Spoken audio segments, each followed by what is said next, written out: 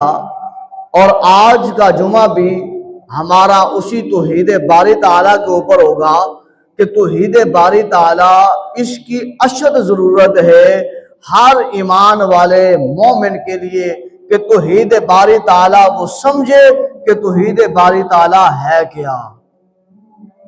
तौहीद बारी ताला है क्या, ये हर मर्द औरत, मोमिन मर्द औरत सभी के लिए ये जरूरी है कि पता होना चाहिए कि तौहीद बारी ताला क्या है और इस पर ईमान रखना कितना जरूरी है।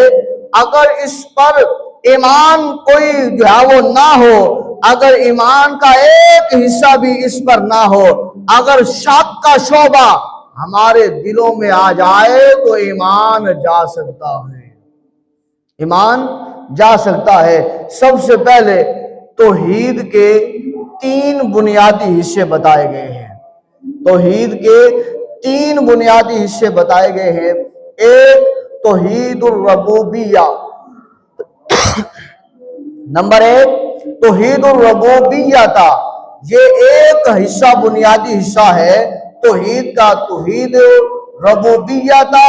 दूसरा हिस्सा तौहीदुल उलूहिया था और तीसरा हिस्सा तौहीदुल अस्माई व सिफात। ये 3 बुनियादी इसके हिस्से हैं तौहीद के।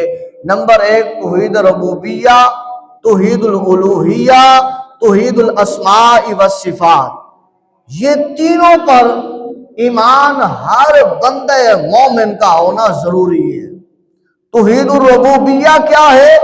तौहीदुर रबूबिया वो ये है कि खालिक कौन है? सिर्फ अल्लाह वाहदहू ला शरीक है। मालिक कौन है?